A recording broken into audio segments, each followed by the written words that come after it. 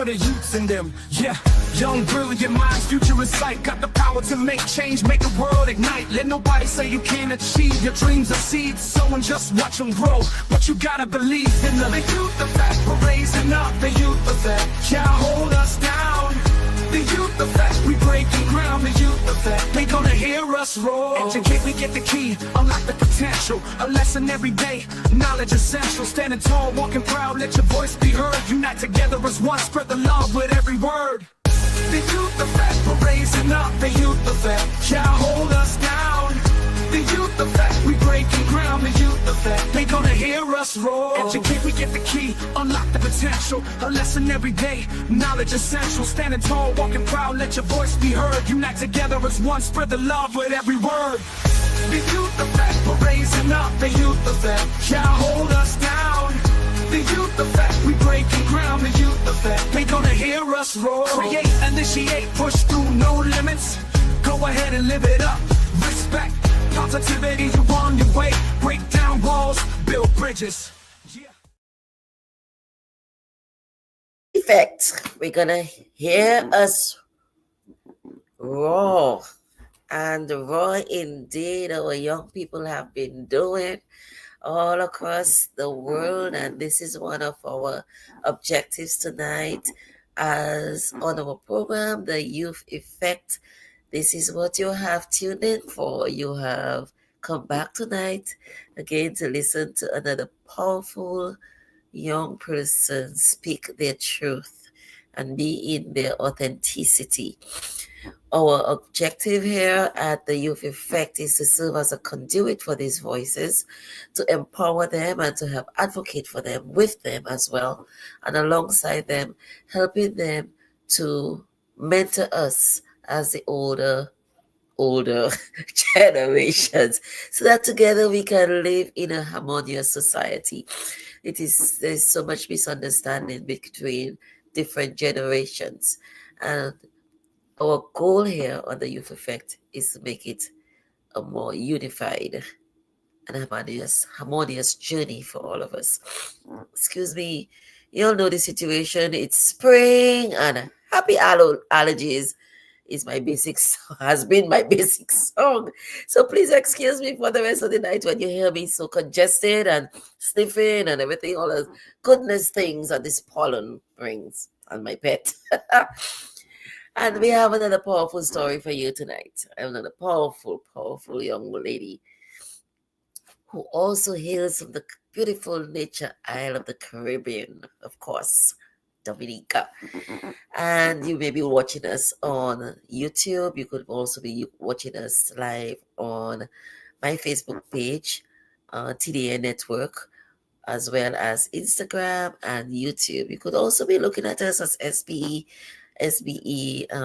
Radio in Toronto. So thank you wherever you are. If you are looking at us on any other platform, thank you for joining us and to spend another precious hour and a half with us. I know your time is precious, and in that light, we have a beautiful, wonderful program for you where we can take it back and implement some of the things that we'll be hearing there tonight.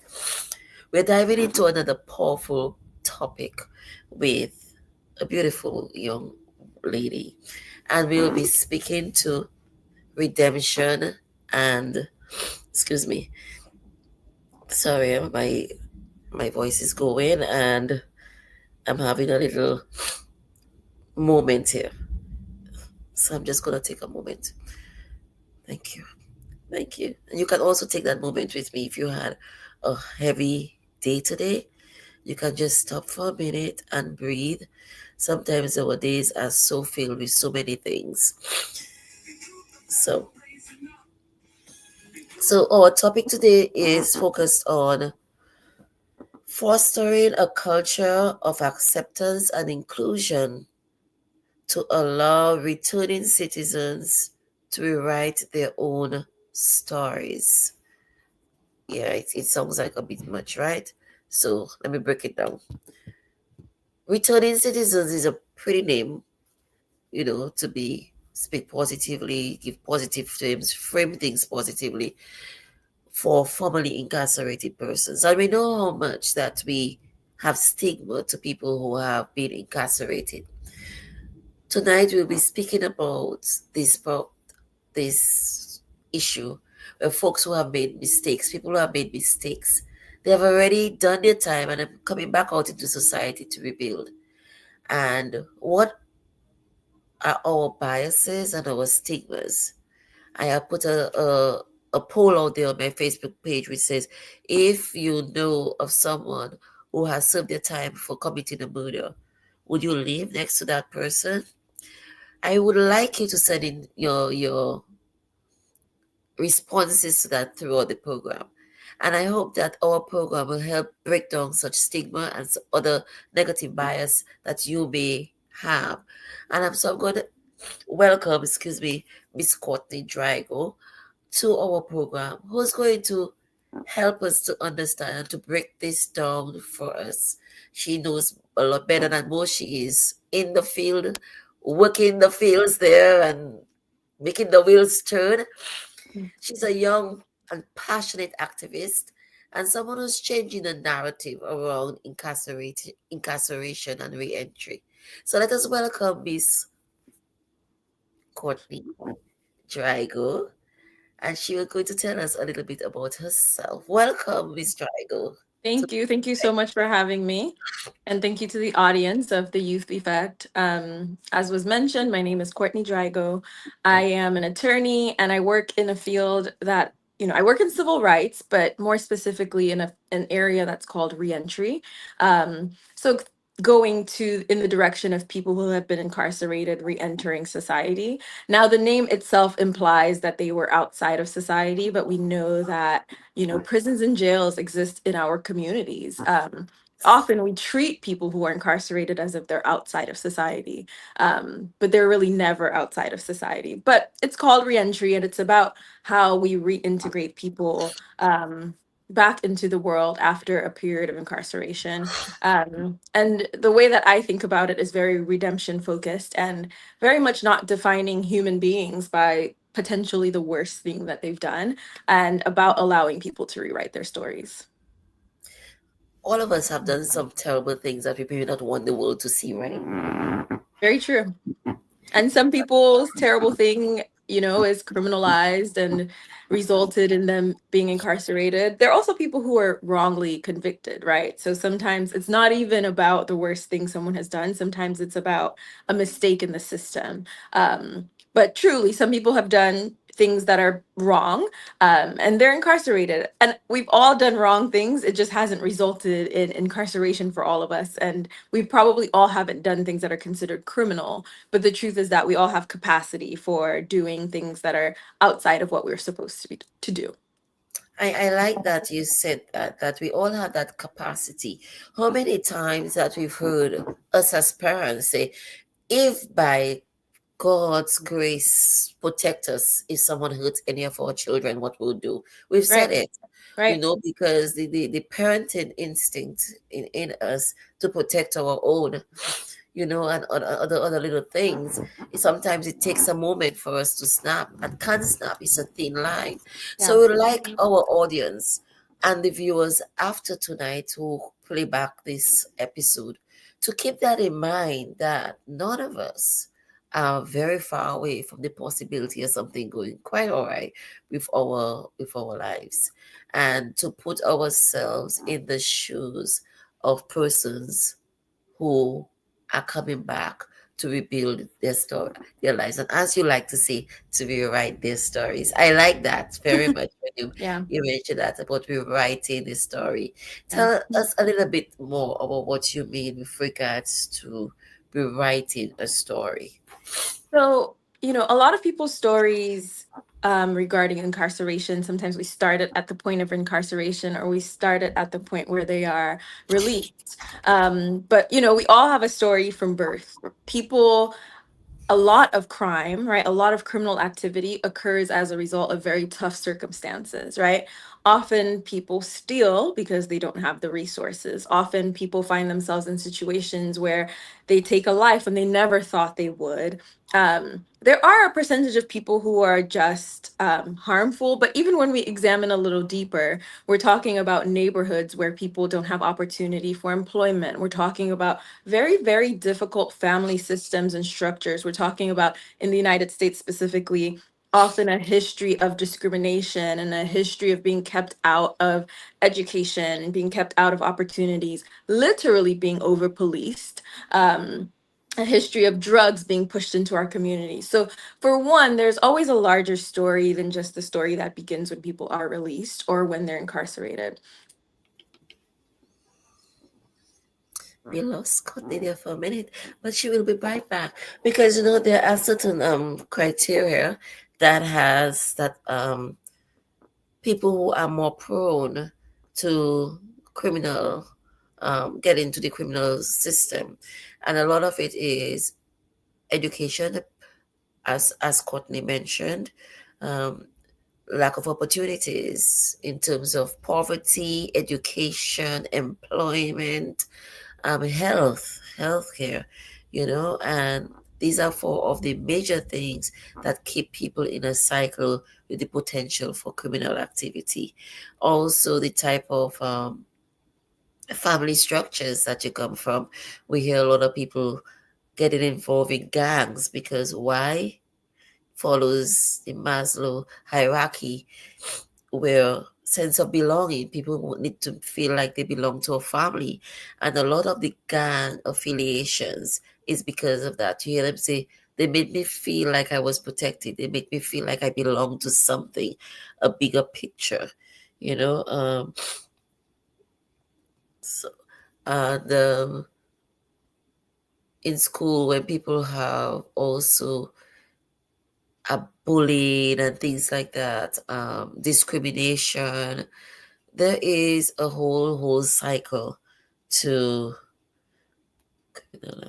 I'm trying to get back Courtney to see what's the matter. So just be patient with us. And is she back? Oh, here she is. Yes. Yeah, I'm sorry about that. I'm not sure what happened. But I heard That's you were talking about gangs and things that people feel like they have no choice but to be a part of, right? yes, And yes, that's some people's very real story. yes, yeah. So yeah, with regards to the gangs, I was mentioning some of the criteria that um contribute to persons getting involved in criminal activity with regards to poverty, Yeah, lack of education, lack of opportunities, lack of employment, yeah, housing, and things like that, which make them end up into the gang situation. yeah. So that's very, very powerful what you said, and with regards to redemption, recognizing that people are more than the worst thing that they have done, and you did mention that we are much more than the things that we have done. Yeah. And it's about us growing and learning and being given a real chance to come back and Yes. contribute positively to society. Where have you seen that people coming back have just not been able to survive it and now, unfortunately, have gone back into the whole cycle of crime? Yeah. So, in this entire discussion, I want us to keep in mind that just like there's no one out in the world that knows our full story, often we don't know other people's full story, right? Um, Often people face issues in employment and in housing. And the research tells us that when people aren't able to work and they don't have access to housing, then they are more likely to recidivate or to be rearrested. Right. And so we're really getting to a question of resources, right? Access to care. So if people can be allowed to make a livelihood and be allowed to have a roof over their heads, it's much less likely that they will reoffend. Um, and so we want to keep this in mind. Like we sometimes we talk about crime and criminal activity and we think the solution is more police, more police. Well, we've increased police so much over years when the solution is often more resources, more care, more community, right? Like how can I look out for the child in my community that might be coming from a tough home? How can I lend resources? What can I add to people's lives? The solution is not more police. Police, often come in after a crime is committed, but they're not necessarily where you go for preventing crime. What you want is so that people don't fall into circumstances where it feels like doing something criminal is the only solution or alternative. Um, so very often, employment and housing, those are big issues when people are coming back and wanting to often put into practice the things that they've learned while they're in, things they've thought about, just wanting to be better and move on with their lives. These are the areas that we find that they have difficulty moving on with their lives. I just want to put a little pin in there with people coming back and trying to work. This is also part of the inclusion story that we hear about. There is so much going on with DEI right now that a lot of people do not understand the totality of what DEI means, who really are persons of inclusion that we speak to. And that is a population that is definitely part of the DEI policies where um, it is actually written, policies actually written to be able to give persons who's coming back the opportunity as well to open their doors to have gainful employment. And that's something that we want, right? Like we see that when people can work, they're less likely to commit crime. I also want to talk about some of the stats that we see is also that when people have had a serious offense, so the more serious the offense, the less likely someone is to commit crime again. But also age. Age is a huge factor. So younger people can often find themselves in situations that they just shouldn't be in. What Right. we're seeing is that as people age, they age out of criminal activity, right? So someone has committed a crime and they've spent time in, they're coming out older and more mature than they were before. So what we want to do is help them to be productive members of society, help them to be productive for themselves, right? Help them to provide for their families, help them to reintegrate. You know, if you went in 2000, you came back out and the internet is far different than when you left, right? Like cell phones have evolved so much in the last 25 years. So you're really coming out into a new world. So just imagine, you know, put yourself in their shoes as maybe see it as a child seeing these things for the first time and really wanting the opportunity to learn and to also prove yourself and show that, hey, I am different from the person that did that thing, or something happened that caused a crime, an issue, or I was just living an entirely different life, allowing me the opportunity to try again. And with that, there's a big stigma that follows just about with everybody with a criminal activity. Even in all societies, we come from a small society Yeah. in the Caribbean here. I believe that is a global thing, and um, working to eliminate these types of biases. Yeah. Uh, could you tell us one of the things that you're doing in your action as Yeah. as a legal professional, how directly involved you are in that area? So often I work with clients who have been rejected from a job because of their criminal record. And so we ask employers to go through a process. The state of New York has its own process that employers have to follow. So many states have rules about if you are considering denying someone a job because of their employment. Here are the things you must consider beforehand. So, as the attorney in that situation, if an employer did not consider, there's an 8 factor test. If the employer failed to follow these 8 factors or consider these 8 factors, we would tell them this is discriminatory. Often my client wants the job. Often the thing my client wants is the opportunity to work. So we're asking them to go back through the analysis, to actually do the analysis, and hopefully that leads to employment for the person. Sometimes it leads to a settlement for the person because um, they've experienced discrimination. So sometimes they will get a settlement as a result of being discriminated against. But we're asking employers to look at whether there is a direct relationship between the conviction and the job. So if you were convicted of um, some kind of, I'm trying to think of a very simple example. Um, say that you were 18 at the time and you were convicted of assault, and now you're applying for a job as a cashier at a grocery store, or even as the person who works to stock the shelves.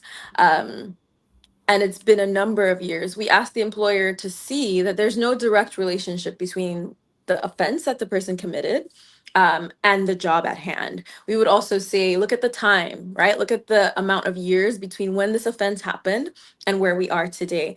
We would say this person was, I think I said 18 at the time.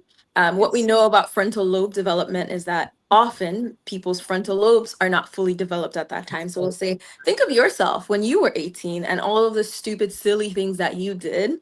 Are we still holding this against this person today who is, a different person? But also just evidence of rehabilitation. Often people who are incarcerated do a lot of programs, so a lot of educational programs, but also skill programs. People learn to do certain trades. So we'll talk about what people have learned and how much experience they've gained while they were in. Because that also counts, right? It shouldn't be that you have to be out for 10 years to be hired, because what would happen in that 10 years if no one is willing to hire you? So the experiences that people have while they're incarcerated are also valid, and we push for that as well. So there's several things that we ask employers to consider. And then we think a lot about background checks. So like I said, the internet has changed a lot in the last couple of decades, and it means that criminal background checks or conviction records can really follow people in the way that when we track things with pen and paper, it was much more difficult. Like someone would commit a crime, it would be written down somewhere.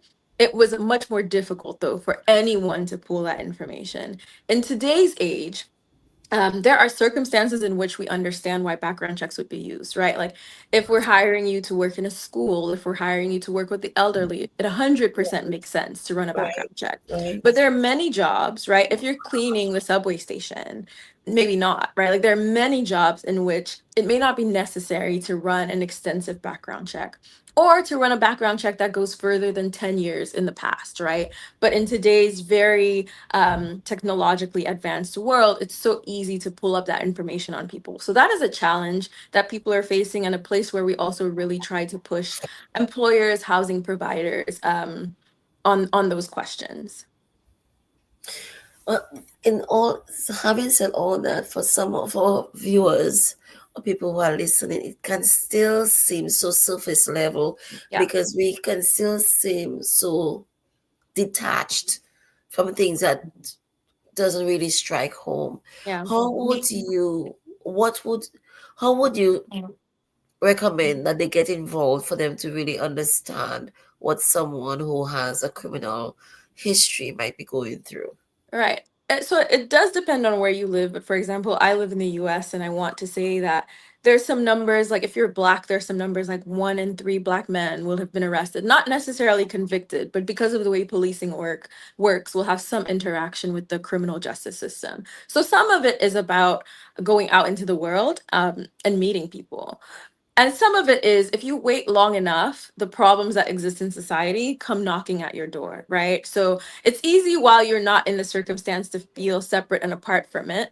But I think we know many people who have this experience or who are impacted by the criminal justice system. So I would say, get involved in community, get to know your neighbors. I think that's the solution to the problem we're talking about, right? Because the more you know people who have this actual experience, the more your view can change. It's easy to say, you know, imprison them and for life. And it's easy to say those things when you're apart from people. The more involved you are in your community, the more you know people in your community, the more you know that these are human beings just like you, right? Like these are people with real issues and real problems and real experiences, just like you and I. Yeah, very much so. Although I don't know if my view will change when it comes to sexual predators, but I can open, I can be open-minded about a lot of things because one of the things you mentioned earlier, which is a good point to note, that the more serious The crime offense, yeah. or the offense, thank you for that correction, the more serious the offense is, the less likely it is to be repeated. Repeated. So more repeatable offenses will be like theft, Exactly. assault. And you understand why that might be, right? Because people are stealing food or just like not having resources. So you can see why it's easy or why that might be a repeated Right. experience. Yeah. As well as assault and violent behavior and things like that. If we don't really treat our anger, you know, Yeah. and things like that. Right now, not too long ago, I read two incidents in the past week on serious issues of road rage that led to deaths of people, Wow. and it's a simple cutting off. You cut somebody off in Yeah. traffic, and Yeah. in one situation, one guy followed the other one for 9 miles. 9 miles. Yeah. Last week, a driver Wow. pinned a motorcyclist against a fence. Road rage. Yeah. Um, in things like that, in the moment, we say, well, keep them in prison for life and stuff. But there's always an underpinning thing why people do those things with regards Yeah. to anger issues and Yeah. things. And then, as you mentioned, while they have the opportunity for rehabilitation. And one of the things that you spoke on that is passionate to you is the difference. And I think we are similar in that because it is passionate to me as well. The difference between punishment and discipline, and where rehabilitation can change the whole picture for anybody, for Yeah. someone. Could you go a little bit in depth in Yeah. explaining what is the you see it legally the difference? So legally, there's no difference, right? Like legally, we use the word, we use punishment. There isn't really a legal definition for discipline, right? Okay. But I think we can think about our criminal justice system and how it's set up. If we understand that most of the people who are incarcerated will be coming back out into our everyday, day-to-day work lives, and society, then we want to think about how can I help improve that person. And I think often the way incarceration is set up, people have terrible experiences while they're in, right? So Yes. are we causing them to be worse off when they come out than they were before? So thinking about what happens to people while they're incarcerated, there was a case of Khalif Browder in New York. I don't know if you remember the story. He hadn't even stood trial yet, wasn't found guilty of anything. I think in the end it was found that he hadn't done the crime, but somebody's backpack was stolen. He was incarcerated. Um, and he wasn't convicted. So he was in jail and not Yeah. prison, but Hmm. had horrible, horrible experiences, so much so that when he got out, he committed suicide, right? So I think we have to think about what is happening to people when they're in. I've talked about some trades that people learn when they're in, and there's opportunity for education. We have to think about rehabilitation. What does it mean to offer people counseling when they're in? What does it mean to offer people treatment when they're in? How can we set it up in such a way that we're not destroying human beings while they're incarcerated? Because, we want to say, this person's a murderer, punish them, but they're often in the same facilities as people who are not murderers. And even when people are murderers, if the state has decided that they've served their time and they can come out, often that means the murderer happened under particular circumstances, right? They're not serving life. That means there's a larger story there. So we have to be less willing to destroy people who are incarcerated because they are people and often they're coming back to meet us. They're coming back to be with us. So rehabilitation is a really big piece of it. You can believe in punishment, right? You can say if you commit a crime, you do the time. That's a fair position. But what happens to you in that time? We should think about how we can be improving people so that they don't commit crime when they come out, so that we're not making them worse off, so that we're helping to rehabilitate them, so that they're better off when they come out. And very good. You said mention something also about educating ourselves, and there are a lot of programs on Netflix and Prime and things that we can look at to understand the in-depth situations people go through when they are actually imprisoned. Yeah. And you mentioned also, rightly so, that with regards to this young person that committed suicide, there is so much public how we call that, Stigma. not this thing where we already have the whole judgment, public Yes. judgment Yes. already, Yes. that they before they already go in, they're already guilty, Yes. and there is a lot of influence about public perspectives when it comes to Absolutely. people's guilt or innocence, and that can sway a lot of when they go into the prison system. Yeah. And a lot of people, excuse me, a lot of people are actually innocent in there. Yes. That's why the innocent, we have the Innocence Project and all these things to help people Yeah. who have good cases. And the Uh, Innocence Project, especially, it's often people on death row who are innocent, yeah, right? Like people yeah, facing death by the state who there's some evidence, DNA evidence, or some indication that they were wrongly yes, convicted. And so yeah, that's really, really serious, right? Because in the end, we're taking a life. Um, yes.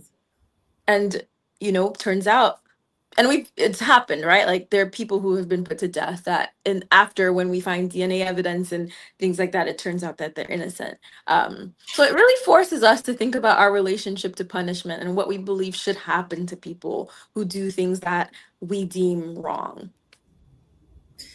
What do you say to families? Do you, in your tenure, helping rectify these situations, how have you seen it affect families by extension, other than just this person? So I really work specifically with the people. Yeah. And so anything I know about their families would be something that they've said to me. But we know what it does to communities, right? Like we know that plenty of fathers and now a number of mothers are incarcerated. So a lot of children are growing up without their parents. Um, Yes. and an indicator of people's likelihood, right, to end up incarcerated is about whether their father is incarcerated. And crime isn't genetic, right? So it's not that these people are just bad people and their children are bad and their children's children are bad, right? It's often about circumstances that people have to grow up in. When we're incarcerating fathers, we are setting children up for difficult lives, more difficult than it has to be. And especially when we're incarcerating fathers wrongly, like, these are people that could be out in the community helping to raise their children. And now the number of women who are incarcerated is rising. So again, a number of mothers are incarcerated. So that's one way. But also, we're taking people out of communities. Who knows who would have cured cancer, or who knows who would have invented, I don't know, something that's super relevant to our lives that we have put in for too many years, or whose life we've ruined because we've incarcerated them rather than rehabilitated them, or some combination, right? Like you can incarcerate them, rehabilitate them, have them out, give them opportunity. So really impacting communities and financial stability within families and communities. When I was in law school, one of the things that really impacted me, I went to a talk and it was about the cost of calling home when you're incarcerated. It is so expensive for many people to just call their families while they're in. So even that connection to people that actually care about you is getting torn away because it costs so much to simply call. And we're out and we know calling now is free or costs next to nothing. Why is it so expensive for people who are incarcerated to call home? It would be great if they can keep those connections, because that's some of what we know helps people to reintegrate, helps people not to reoffend. Um, But that brings up a whole new different segue mhm. about the privatization and the profit making of the industry, labor industry in the prison system. Yes. So that is a whole new ballpark we Yes. could And go it's into. tied in with race, and because Yes, let's I will not let it be lost on us or the audience that in the United States most of the people who are incarcerated are Black men. yes, And I will stress again, it's not because Black men commit more crime, right? That's not what is happening. There's a racist problem happening in our justice system. That's why systemic most of the people are system, definitely. absolutely. And not that I want to bring down our race either, but it is a good platform that we can also speak to it. That we see also a lot of cultures where they stick together and they help each other. And in our culture, there is a lack of support systems in working together and helping each other. And that could be a big contributing factor And sometimes that's to not by accident, right? Like, um, a lot of people are working very long hours just to support their families, right? Like, people who are socioeconomically not as well off or just worse off are working very different schedules. There are a number of things, right? And then when people go to work, the experiences that they have, and it's not by accident that our lives are not set up in a way where we're able to, have community. In the Caribbean, we're not super wealthy, but the way we live, right? You happen to know your neighbor, things like that. In this country, people are facing a lot of things that makes it very difficult um, to have the kind of community support that you're talking about. I don't think it's impossible, but I want it to be clear that it's not because we don't want it, and it's not accidental. There are many systems that are causing our lives to be set up in the way that it is. Good points. Good points. But I will still say we still need some more working together. Absolutely, We absolutely. still And need community this is important. community. We need some more working together, because sometimes even in the times when we can work together, we choose not to work together. As I said, that's a whole new different thing. So I'm talking on the surface level here, not going on into it, because this is not the discussion for tonight. But in terms of helping people to come back holistically and survive and be successful and not to recidive back into a life of crime, we have to provide these community systems, supporting systems, let go of our biases and stigmas that we most probably might have, and educating ourselves is one area. Look for organizations that help these people, the whole housing situation and things like, as you mentioned, housing is a big problem. We see so many people who are homeless, and a lot of it has to do with even veterans who have Yeah. served their country. A high population of the homeless population is comprised of veterans, you know. And be a good neighbor, right? Yes, Many of us fancy ourselves believers. I fancy myself a believer, a Christian, but no matter what you believe in, you're a member of the human race, and we're yes. called to be neighbors. And so if you're in the position to figure out someone has some kind of record that's really old, I don't want them to live next door, or I don't want them to live on the street, or I don't want them in the neighborhood. Challenge yourself on that, right? What would it look like for you to be a good neighbor in that situation? What would it look like for you to be a good member of a community in that situation? That's lovely. And if we talk about spirituality, I mean, all the religions to some extent have, they may phrase it differently, but I'm more familiar with the Christian Bible, Right. where Jesus said, when he was asked, "Who is my neighbor? Who is my brother?" Well, did you give somebody their coat when they had nothing to wear? Did Yeah. you give them food when they had nothing to eat? Did you give them shelter when they did not have shelter? And that is a way of taking care of our brother. That's a way of taking care of each other, because so many people are hungry, you know, and sometimes we choose not to see it. But it's these little things, and it can start in very subtle terms where people steal to be able to survive, even at the workplace, because they probably don't have breakfast in the morning, or they don't have something to give to their kids. They take little things, and then sometimes that's when they are caught, and it takes them on a different life or different path Yeah. altogether. In your engagement in these situations, and dealing with the law, what other policy changes have you seen that there are areas for improvement? So sometimes I think my work is like a drop in the bucket. I work with individuals on the back end, often after they've experienced some discrimination, and I try to help them Okay. get the job or housing. Um, it would be really useful if the systems themselves were changed, right? Like if we saw our communities being policed less, if we saw our people not being wrongly convicted, all of those things would be really helpful. If there were more things put in place so that young people who commit crime were not incarcerated, but instead were redirected to programming, redirected to education, redirected to things that are useful and could really change their lives. Um, if people were really given resources. So my positioning is always that I would like to see the systems themselves change. But Definitely. some of the things that I have seen so far that are helpful are these laws that ban the box, they're called. So where when you apply for a job, on the application they cannot say, "Do you have a criminal record?" They have to interview you, you have to go through the process before Yes. they can ask this question, right? So then it shows like, hey, you're qualified, and now there's this additional thing we want you to tell us more about. Just giving people that opportunity is useful. There are also fair chance and housing laws that are starting to really come up that are allowing people to have housing. So again, housing and employment are huge things. But more than that, I would love to see people have access to the resources that they need in the first place.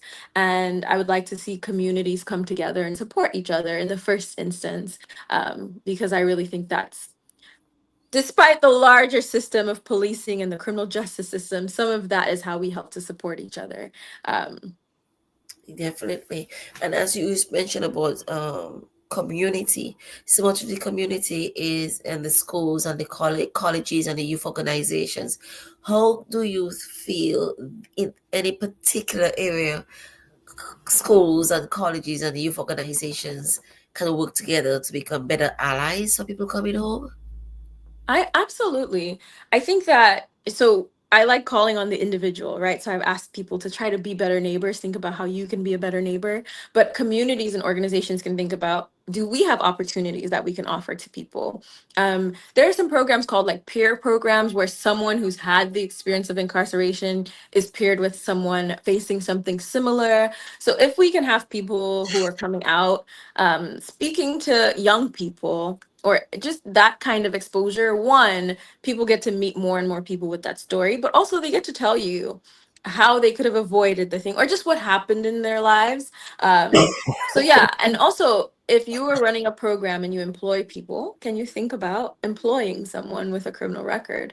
If you are a landlord and you own homes, can you think about providing housing? And it's not for free, right? Like they pay rent just like the rest of us. Can you think about opening up your property for someone with a criminal record? Schools and youth programs, again, this kind of mentorship, peer-to-peer mentorship, this kind of exposure, but also in the building of community to support each other. And that will also help change the narrative from the base if we start with the schools. Right. How, where do you believe that the media can Mm. do better? Um, wow, that is a big question. I think that, I think about how often we see something happens and the sort of story the media tells, right? Um, about the person's background and even the picture they use, right? Over the years, we've seen a lot of, young Black men shot and killed, and they're telling you all these things that are so irrelevant to the way that they died. So the way the media tells people's stories, like I would like to see that changed, because like I've said, most people's stories don't begin the day that the offense happens, or most people have a much larger story. So that would be important, but also that there are stories beyond incarceration. Can we tell some redemption stories? Can we tell stories about people who have like actually committed crime, not just people who are innocent on death row and then we find that they're innocent? No, people who might have actually been guilty and who have come out and have changed their lives, because there are so many people who that is the truth of their story. It would be really lovely for us to get exposed to more of those stories, because then we would remember, right, that people are not the worst thing that they've done. Yeah, and it's to be sometimes good to get to know the person, the core person, because as you rightly Absolutely. said earlier, someone could have done something when they're 18, and how many years later, with all the rehabilitation, especially they have taken the rehabilitation programs in prison seriously, they come out learning something different, how to manage emotions, how to manage their lives, and how to manage stuff. And it's not the person who comes out is not the person who have gone in. And also natural course of maturation, and they get they're different people. So Yeah. really get to understand and know the person, and sometimes to get over our bias, ask the person to tell a story, humanize that person, Yeah. you know, other than just the story, the narrative Yeah. behind them. with regards to, I know you said you've seen at the back. Have you seen a lot of mental health issues with some of your clients? No, not necessarily. I previously worked as a public defender. And there I saw that a lot of people who were arrested have some mental health issue. But my clients often are quite well positioned. So I think someone who has faces discrimination in employment situation and has the wherewithal to get an attorney, like often is differently positioned than other people who have like really quite serious and untreated mental health problems, who might not think about calling an attorney when something happens. But we do know that a lot of people who are impacted by the criminal justice system, negatively impacted by the criminal justice system, have untreated mental health concerns. And, I think about us right now in 2025, and a lot of people are having lots of financial issues. A lot of people are just very concerned about the way things are going. And we might see a rise in mental health events. So it's not always that someone has a diagnosed issue, right? Like sometimes someone has a break, or sometimes life is challenging and we see something come up. So we know that that's a very real issue for people who then end up arrested or end up with some kind of interaction with our justice system. Yeah. And we're gonna stay right there. We keep that in thought in terms of your Courtney has given us a lot to think of. So we're gonna ask you to simmer in that for a little bit while we take a break and can take a word in from our sponsors. We'll be right back.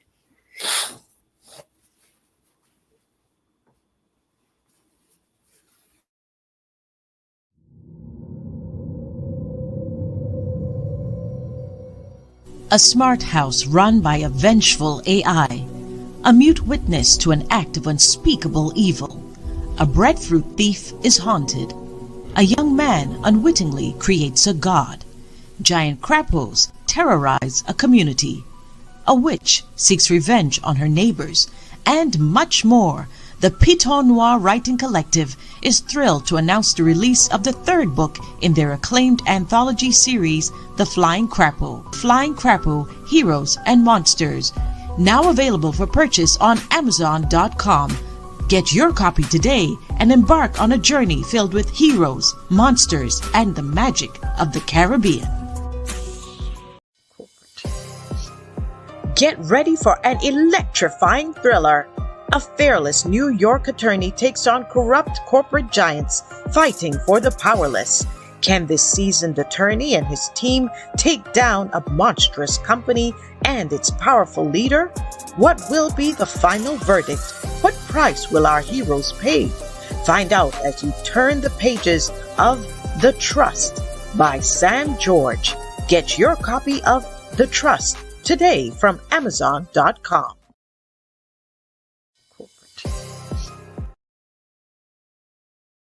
For staying with us to the second part of the Youth Effect. You may be listening to us on YouTube, Instagram, Facebook, SB Radio Toronto, and we appreciate your time that you spent with us. I pray that there are so many things that trigger your curiosity that we speak of, that you take one little thing and put it into action to change your life, to change somebody else's life. And hi, Maslin. I like your guest stance on humanity. Thank you. And the compassion she exudes. It speaks to her godliness linked into her job and her quest for a better society. Thank you so much, Maslin. And I'm glad it comes off because why excuse me, Courtney, why don't you share about what your early inspiration was into becoming a lawyer? This second part we're gonna dive deep into where you're going with your journey and where you started. Yeah. So, like you said, I was born in Dominica, and we had Dame Eugenia Charles, first female head of state in the Western Hemisphere. I love to say that to people. Of Um, course. but she was a lawyer. And so that was a huge inspiration for me wanting to be a lawyer. And of course, I always kind of I was quite opinionated, had lots of things to say. So people encouraged me in that direction. But I will say that as a child, I didn't necessarily understand what lawyers did. And as I got older, it started to become clearer and clearer, right? There's several different types of attorneys. You know, I've worked in corporate spaces doing more contractual work. There's a lot that you can do with a JD or a law degree. But I started to learn about the ways lawyers can impact policy and really impact people's lives. And one of the things that I value and one of the things that I think about a lot is how we position ourselves vis-a-vis the world, how we think of our positioning in the world, right? What is it that while I'm here, I can contribute to humanity that is positive? And so I really wanted to be a lawyer. I think it plays to my skills. It plays to the fact that I like to speak. I like to speak on other people's behalf, but also it seems like a good way to contribute positively to people, to communities that I care about, to people that I care about. So that's kind of what led me down that path. And where is it going? We'll have to see. I'm just as curious as everyone else. I hope, though, that I can continue to work for community and in community. I hope that the system changes such that the work that I do now becomes unnecessary. That would make my heart really, really glad. So I don't want to say I'll do this forever, because what I actually want is to not have to do this. That would be the best thing. But yeah, I hope that wherever it takes me, I can continue to serve people. I think a lot about the Caribbean. I think a lot about our resources and the ways in which, you know, because we're small island nations, we can be exploited. And I think about what attorneys can do in that space. I've never done that work, but that's something that I contemplate. Because again, I think about serving community. And while I don't live there presently, that is where I come from. So that's also my community. And the question of community is about humanity also. There's your community, like who you're next door to and who's in your state or your city and your country, but also like the world. So really thinking about the question of my life's work in that way. So yeah, I think that answers your question. Yeah, it's perfect. I'm gonna give you a little trick thing of thought. If you had one policy, I know there are many, Ooh, but if there is one policy that you consider the utmost priority that you could make an impact in that, what would it be that you could change? wow. Um, huh. That's a big one. You know, I learned that we produce enough food in the world to feed everyone in the world. It just doesn't get to like we just don't send it necessarily where it needs to That's be. right. So my policy would be to like have food be a human right, have the ability to be fed be a human right, like and not just a human right, like a legal right. So Yeah. one, if you steal food, it's not a crime. I'm not encouraging people to steal food, but that you shouldn't be criminalized if you're hungry and you steal food. But just Yeah. that people have access to nutritious, so not just calories, but food that is nutritious. I would like to create a policy that gives everyone access to nutritious food. Yeah. Food. Yeah, There's people are hungry. yeah, And absolutely. for just I remember writing something not too long ago that just the 1%, the top richest people in the world, their money alone can solve all the problems in the world. You know, Yeah, so why aren't we doing that? yeah, Instead it's creating more problems in the world, yeah. you know. And so in your circle and in your space, Mhm. is there some sort of collaboration with other young persons, or something that you would like to begin, or would you encourage young people to, where can they start then? Wow. So something I am trying to do, and I'm not yet doing it in a way that I think is successful. But you know, I really believe in work and my professional life, and I believe in play. But the service piece of it, I think that our problems become so big when we are like only engaged with ourselves. Our own personal issues become so large when we're not serving other people. So I'm Yeah. trying to implement for myself um, a system where I volunteer very frequently. And I volunteer now on and off, kind of community service, but I think it would be great if once a month I can get together with a group of my friends and actually volunteer. And I saw something where someone was putting together care packages for women in shelters, and they did it over the holidays. And I thought, well, it would be so nice if you could do that once a month or once a quarter, not just over the holiday season. So, like I said, I haven't implemented it perfectly, but it's something that I'm really thinking about and something that I want to encourage young people to do. So, like, yes, go to brunch. Yes, laugh. Yes, do fun things. All of that is a part of life. But I would also encourage, like, sometimes when you get together with your friends, can you be of service? And literally, like, of course, I think my work is being of service, but is there like a concrete way that you can give back to people in like a discrete amount of time? So that's something I want to work on personally. And there are many places where we can volunteer. There is a Absolutely. YMCA, there is the New York City service, Yeah. um There's uh also NYC Cares that does like NIC several care, things. Yeah. yes, yeah. Yeah. um right, I was trying to get the information because I'm on a WhatsApp group for that NYC care. There is Juneteenth coming up. There are opportunities for go through the NYC care, and there's a list of volunteer programs that you could get involved with. Yeah. There is one I was involved with, Backpack for the Streets. So, Jeffrey is doing great work for the homeless and immigrants and persons seeking asylum. They put care packages together with clothes and donations and stuff to them, go out on the streets and give them the packages in backpacks and food and bedding and stuff like that. Yeah. And there are lots of programs like that. There are also pantries that we could go to. A lot of people have a negative thing to pantries, but with the cost of living right now, with the Yes. good food that the pantries provide, Yeah. nothing is wrong in going to the pantries. You just have to wait in line. You Yeah. just have to wait in line. And veterans homes, homes with persons with disabilities.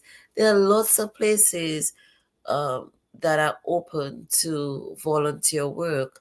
The Boys and Girls Club as well, doing peer mentorship, as you also said, and tutoring.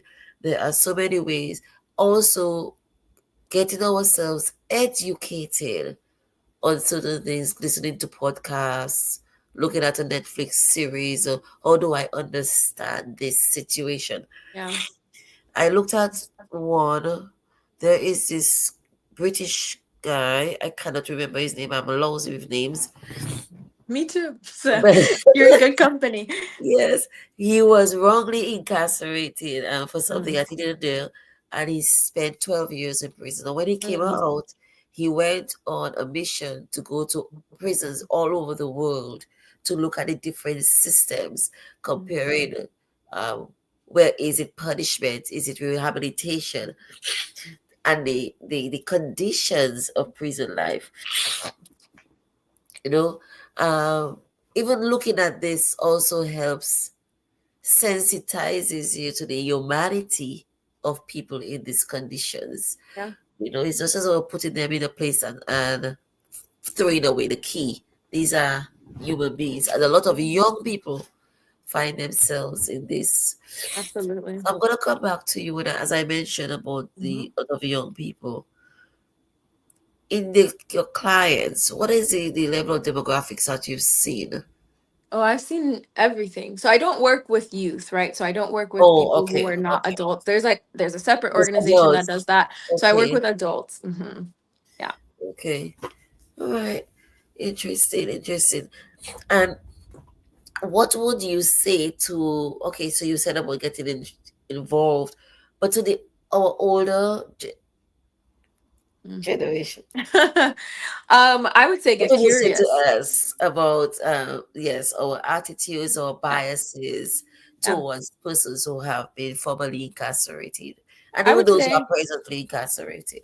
I would say get curious. I think that one, just wanting to know more about things is a good way to be as a person. But yeah, get curious, start asking questions, start meeting people, start researching, go beyond what you see on your like nightly news channel, go beyond what you hear in passing, dig a little deeper, ask a little more, get really curious. I think that people would be surprised to know, right? Like that the person they interact with at the grocery store, or the person, the doorman at their building, or the person that drives them to and fro is someone who has a particular experience. Get curious about people, really get to know people, and get curious about information, because often what we're fed on the surface, again, is not the whole story. There's a lot happening in the world, and there's a lot that people are experiencing. So, my advice would be to get curious, whatever that looks like for you. Dig a little deeper, get curious with the young people around you. Yeah, get curious. What kind of conversations would you recommend for parents to get, or caretakers to get into with their children and those in their care? About this topic specifically. Yes, about this topic, yes. Yeah. Recommending for parents. So I have no children. And so always careful with giving parents experience advice about children. But I think if you can start from a place of respecting people's humanity, right? From a place of, there might be people who are different from you, who have lived differently from you. Um, but that doesn't change their value or their worth. That's still a person. I think if we can teach children to respect people's humanity and to care for people's humanity, then we're starting out well. So any conversation that's led from a place of, this is a person, right? Or this person I'm talking about or thinking about is a person, that I think is useful. And exposing them to also get involved in volunteer work and things like Yes. that. Yeah. One thing I learned as a parent. See, you're better positioned for that. Yes. Well, no, actually, sometimes you all are even better placed to guiding us in what you would like us to do, Yeah. because sometimes we have a different perspective, and you all sometimes are closer to the ground than us. Yeah. You know, True. so sometimes we have these all like philosophical things that we want to get into, that is we help in building character, and you have the more rational, action oriented things. No, I don't think this is gonna work, because you understand, you all understand each other and the Yeah. dynamics between you all better than we do, right? Yes. And I learned that because, okay, you want to be the best parent, and you want to teach your children how to appreciate the basic things that we have, and to understand that there are other people without. And sometimes, yes, we talk about it, and then, but when you come down to the specifics, children really cannot grapple with the rationality of it. Yeah. Yes, you tell me I have to eat all my food because there is Somebody doesn't somebody have. who, Yeah. right? The immersion theory is so real, not only for teaching different languages and understanding different cultures. Well, that in itself is a culture, to actually live with someone who doesn't have, for just one night. See how fast they want to come back home. But Yeah. then they will understand it, they will get it, they will see it differently. Yeah. There's one thing in saying something, and there's another thing in experiencing it. Yeah. And it is very, very important in what you mentioned about getting down into volunteering and stuff, because it's when you really get down into it that you can understand. I met some people who, when I was doing those certain volunteer work, and they come behind the scenes and they want to do the volunteer work, but they wouldn't want to go out on the streets and intermingle with the very persons who they say they're going to do the volunteer work for.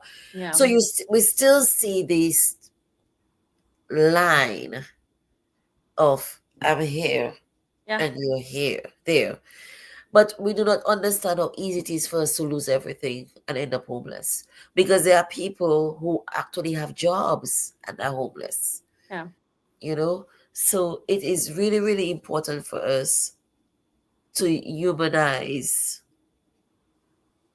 people in situations and don't think that we are any better off because it's just Yeah.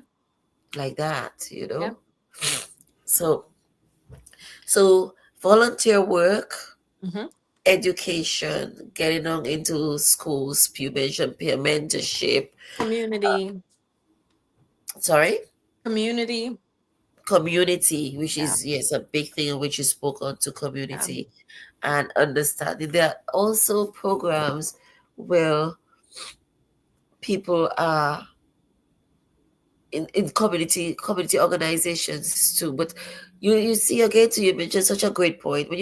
When we live in these industrialized individualistic societies, everything, the focus is just on you working and gaining traction of your life. And some people have two, three jobs. So how do we do it? How do they do it?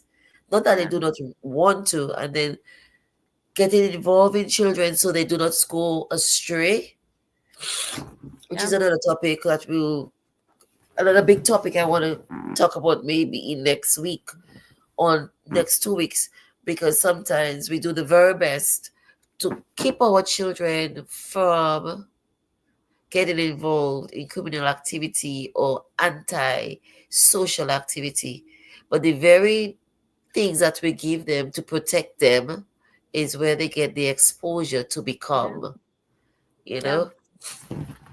And again, is learning the lingo, Yeah. looking at programs of exposure. um Yeah, but you said something before too about character. yeah, The parents cannot be there 24/7, at least not in this society. Maybe someone can, but for the most part, parents are not there 24/7. Um, so like I think character building is important. Um, Building your children's character.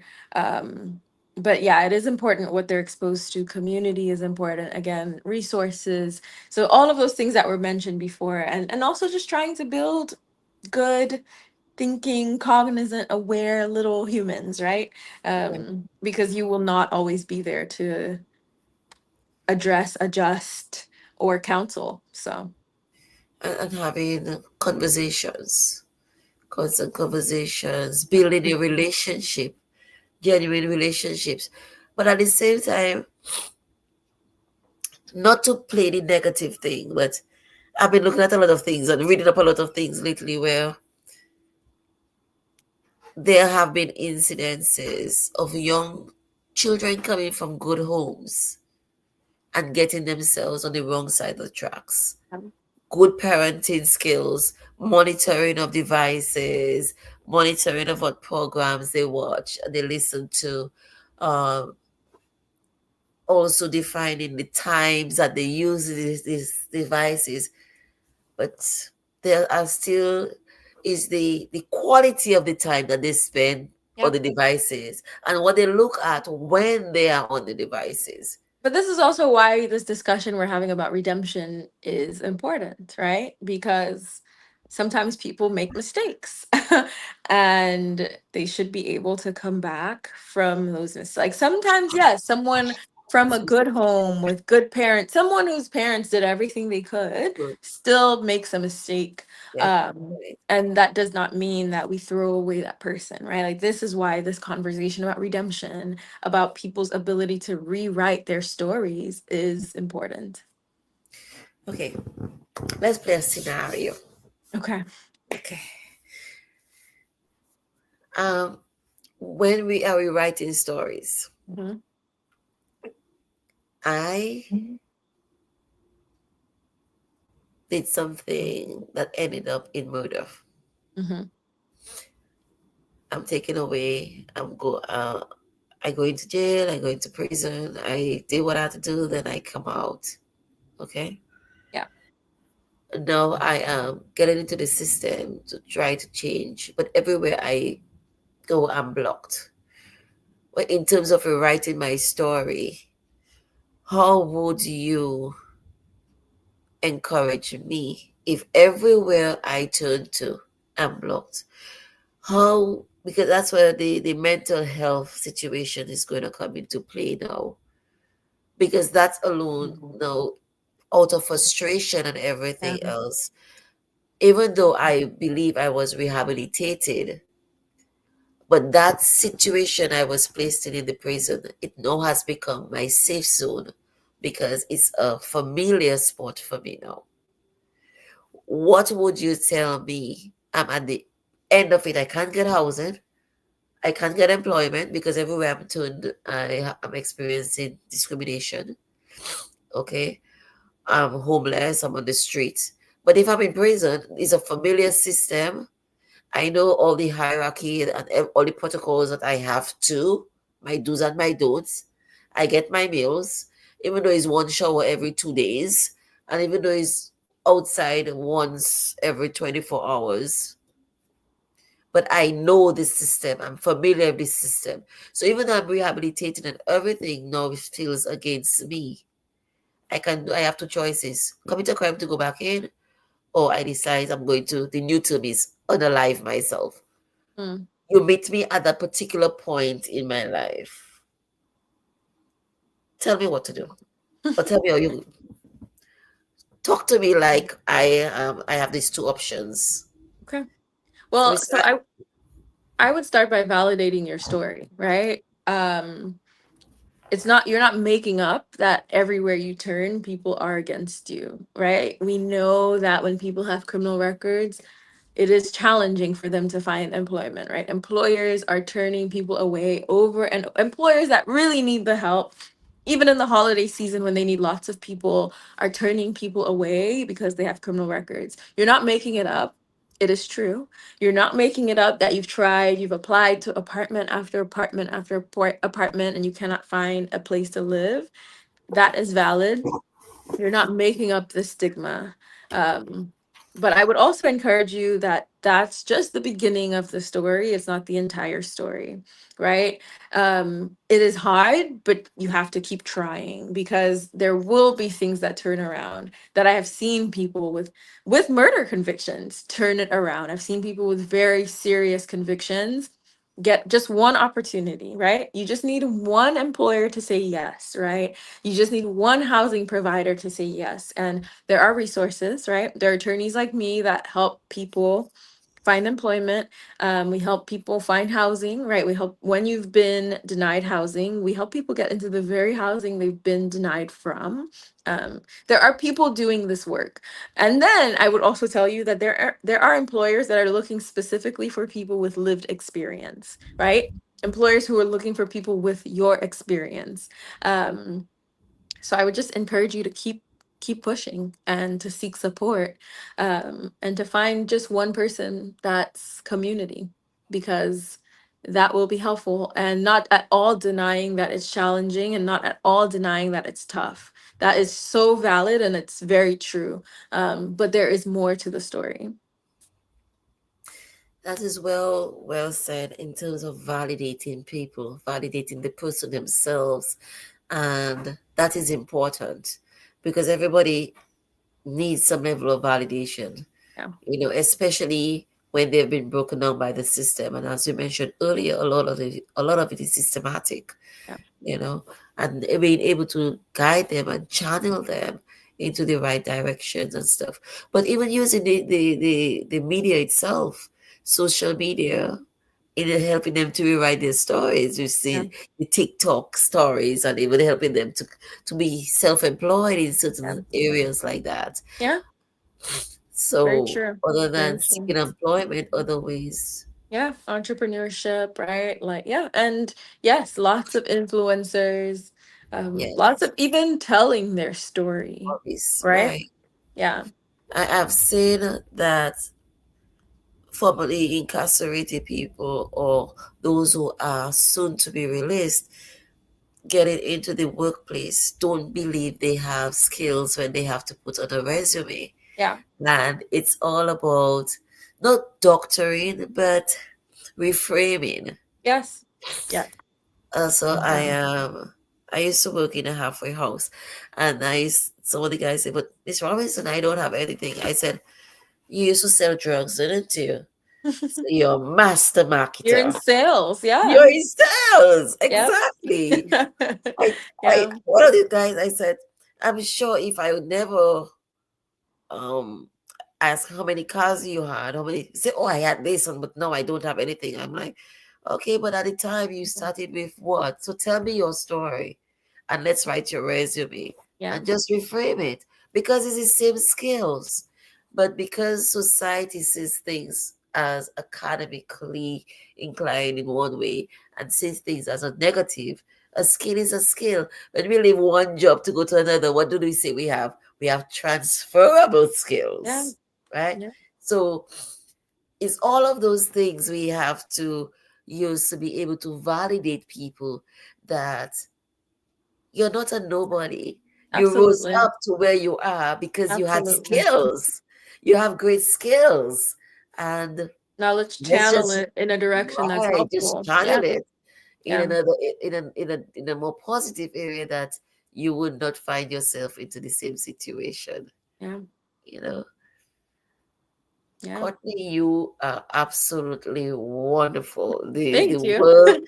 The world needs, and we had two comments earlier from Maslin and from Rose. I want to thank you very much for your motivation and empowerment to help us keep on going. You say you have great oratory skills, Courtney, Thank and you you. need that for being standing in the courtroom to Yeah. get what your client needs, Yeah. right? Yeah. Yeah. Yes. So That's you keep on doing the great work that you are doing, and I am sure I will hear of great things for you. Like Thank you. if the And Iron Lady is your inspiration and your model, then yes. yes, Yeah.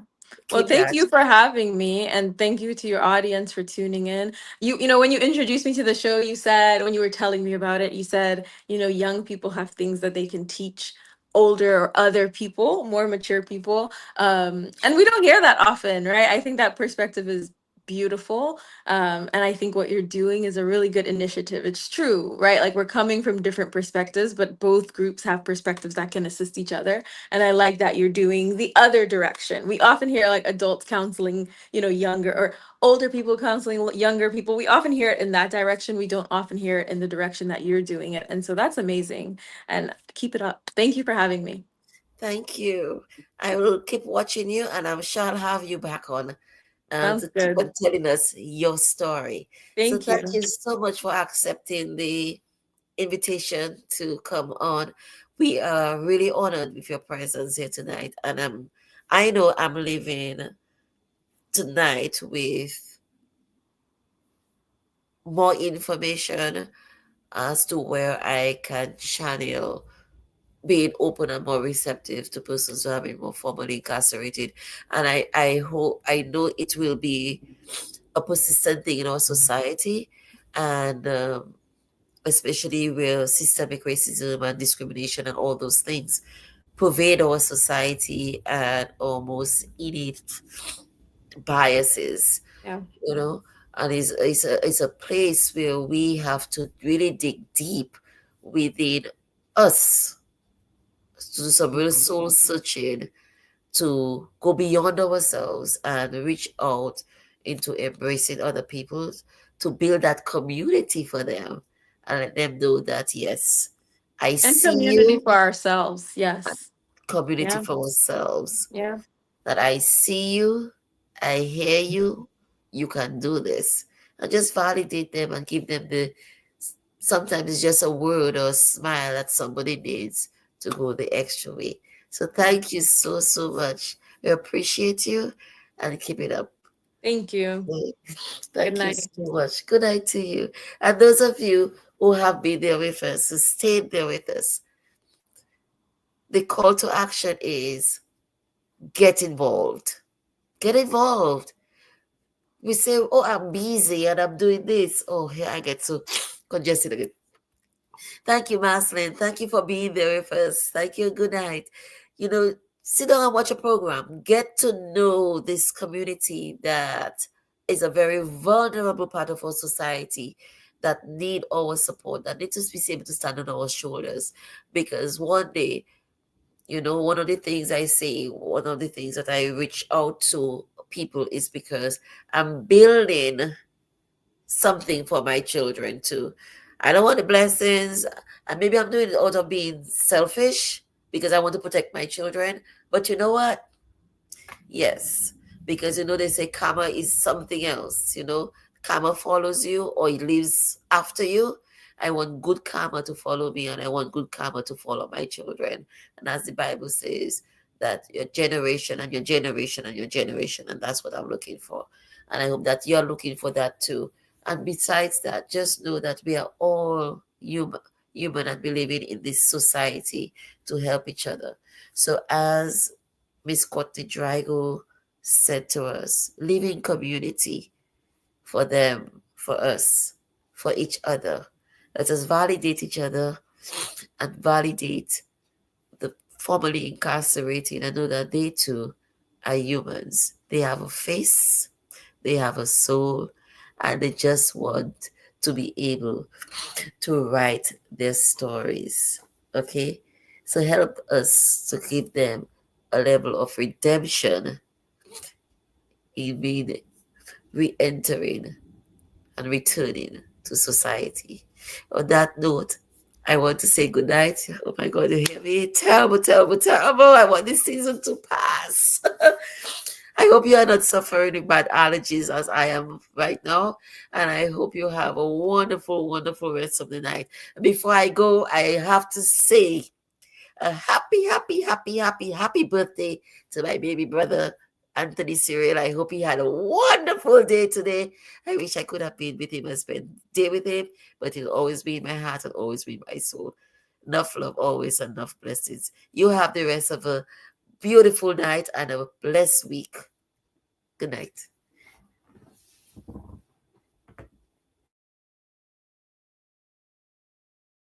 The youth effect shall hold us down.